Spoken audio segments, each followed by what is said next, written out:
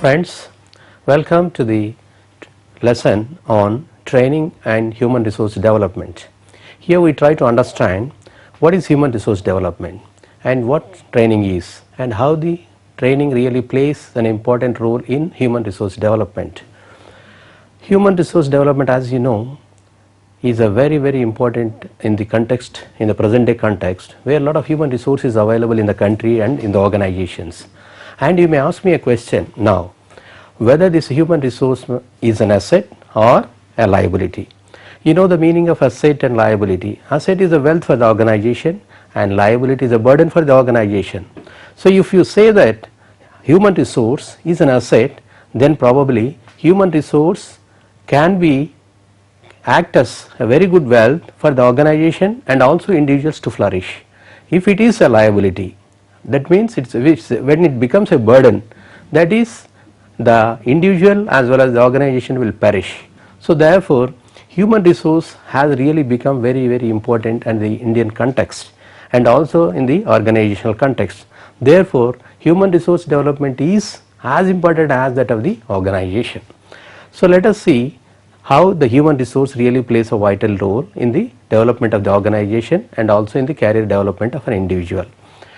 So the individuals, the human resource, the individuals or the human beings have certain potentialities by nature, and if they are nurtured well, they will become an asset to the organization. Let me cite a small story here. In one of the situations, an eagle egg happens to be mixed with the chicken eggs, eagle egg, chicken eggs, and the chicken has brooded over the eggs, and finally the chicks and the eagle chick, let us say eagle chick, chicks and the eagle chick have emerged out of the eggs, After some days the chicks have started scrambling the ground for its grains and also the worms, and likewise the eagle chick has also started doing what the other chicks were doing.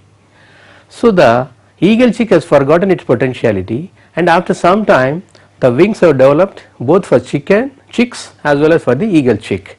Now they are the grown up chicks and grown up eagle chick. Let us say they are chicken and also the eagle chicken, and after developing wings, because of its weight, the chicken have started flying a small distances and coming onto the ground. Likewise the eagle chicken is also doing the same thing, though it has the potential to fly very high and also at a long distances. Unfortunately that did not reveal it to the eagle chicken. So after some time the eagle chicken has seen one of the birds flying in the sky very majestically. Then it has asked a question to its friend, neighbor friend chicken, what is the bird that is flying very majestically?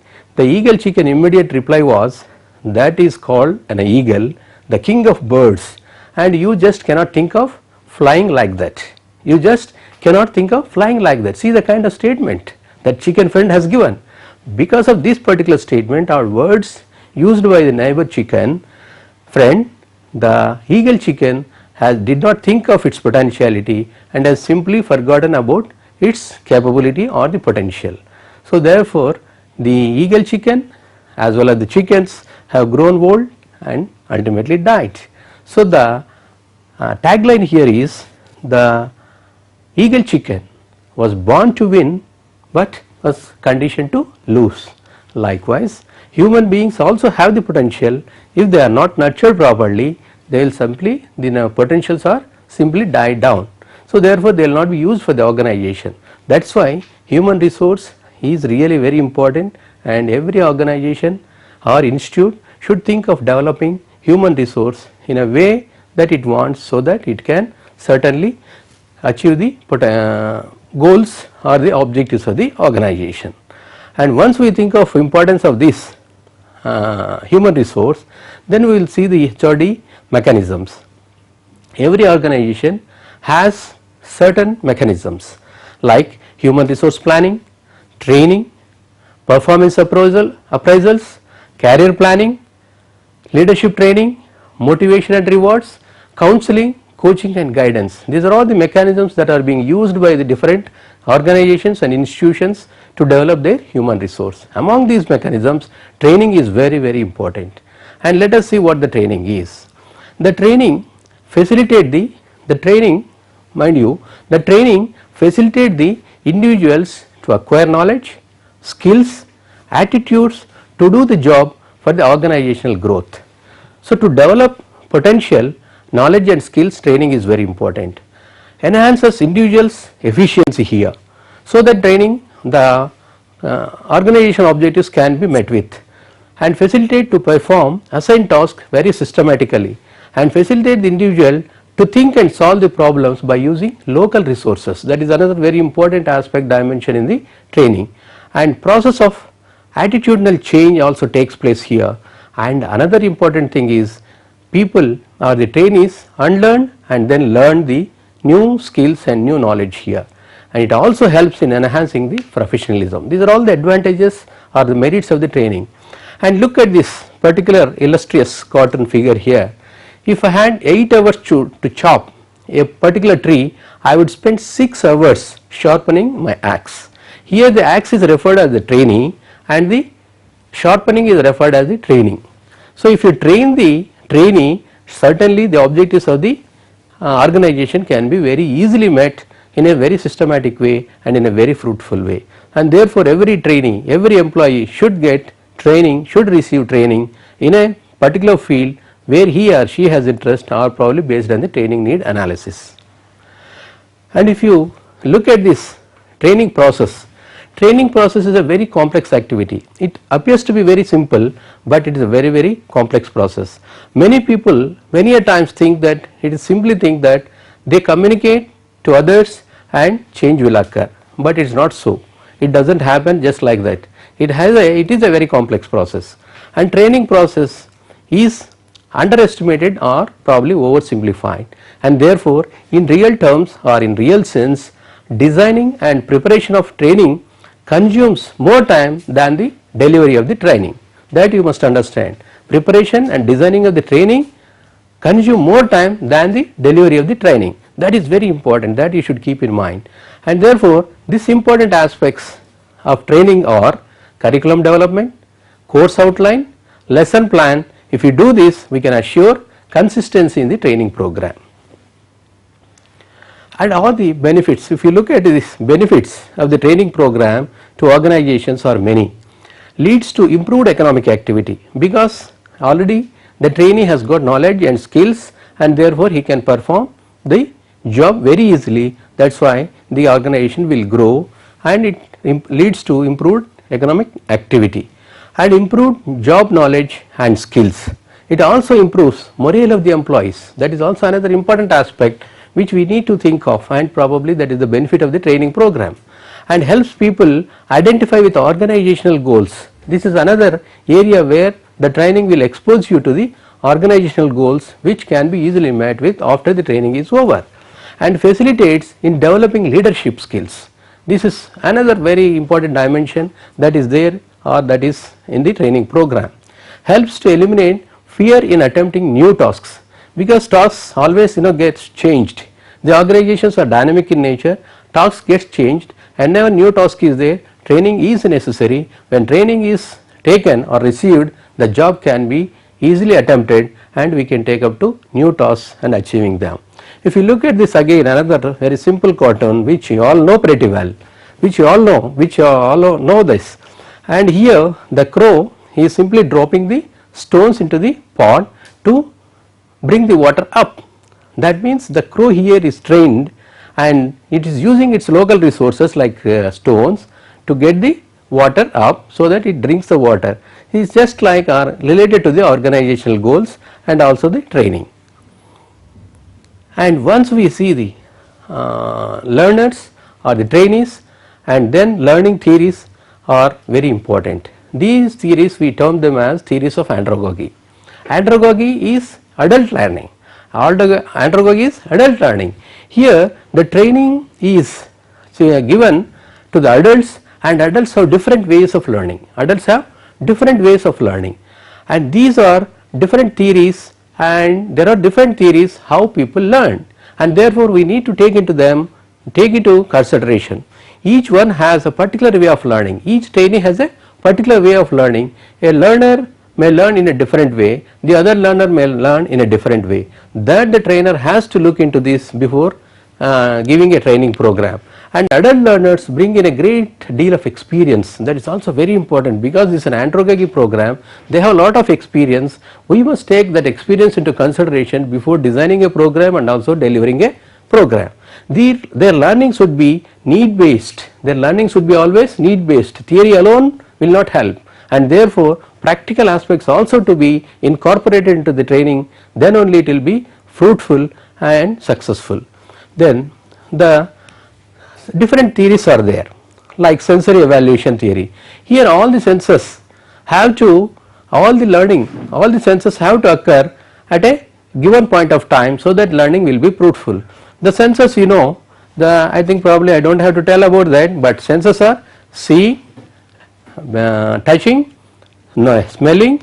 So all these are all hearing, all these are all senses. If all these senses are activated, then the learning will be much more faster and fruitful. If you look at another theory, reinforcement theory, the learner respond to a behavioral change initially. This desired change need to be continued, then it has to be reinforced, and reinforcement could be rewards, success stories, etc. Let me just give an example, like the learner suppose acquires a new knowledge, and if you think that the particular learner has acquired new knowledge or skill, then probably you may ask the learner to spell out before the group of the people, so that he will gain in confidence. That becomes a reinforcement for him to continue that desired change.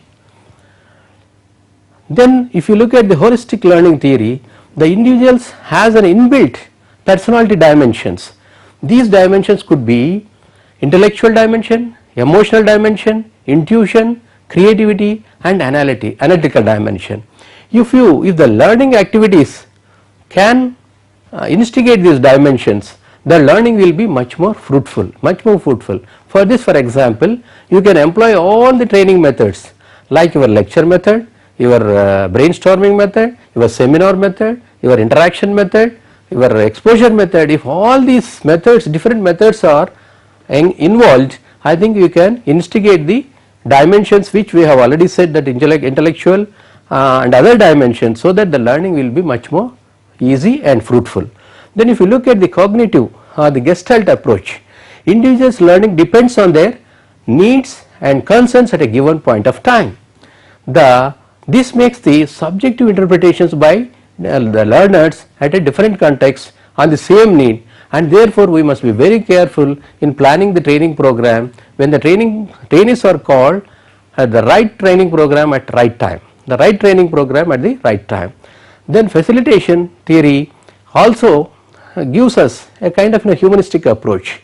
This is, a trainer acts as a facilitator here, and the trainees will learn based on the kind of freedom and interaction that is given to them. This again a kind of case study can be given to the trainees, and they can analyze that, and the trainer can facilitate, so that the trainee can analyze and put before the group of the people, so that he will gain in confidence, and this practice also can be implemented in the training situation. Then you have experiential learning theory. This experiential learning, the trainees should reflect on the real experience. Without reflections, people would continue to repeat mistakes. So therefore the learning cycle consists of experience, reflection, and experimentation. For this, for example, if you are a kind of an innovative approach, an innovative program is given to them, like for example in case of agriculture, a drum seeder technology. A drum seeder technology is a new innovation for that particular area, so that the trainee gains an experience by handling the drum seeder. After that, he will try to reflect upon his back home situations and try to experiment on that, so that it will be very easy for him. Then action learning theory. There can be no learning without action and no action without learning. This is also another important theory which we can use in the training program situation. For example, if you have a new innovation like zero tillage cultivation, zero tillage maize cultivation, the learner will act upon that, will lay out in his field this new innovation, and then learn out of that, and then probably this learnings will go in a long way to transfer it to the other people also in his area.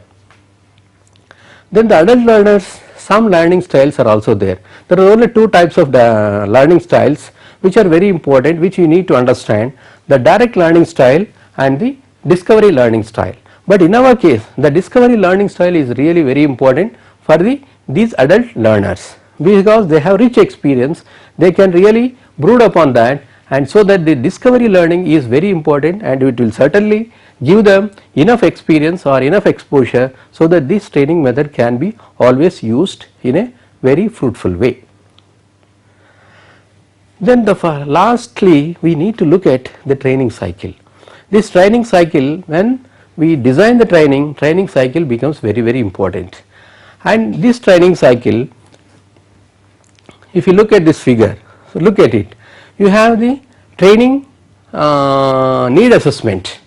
First step is training need assessment. A specialist of the training program tries to analyze the needs of the trainers or trainees, and then probably that goes into picture like a training plan or action plan is initiated. Here the training plan consists of the institutional merits, demerits, and also organizational objectives, organizational goals, and resource persons and other logistics of the training institutions. All these are taken into consideration in the training plan.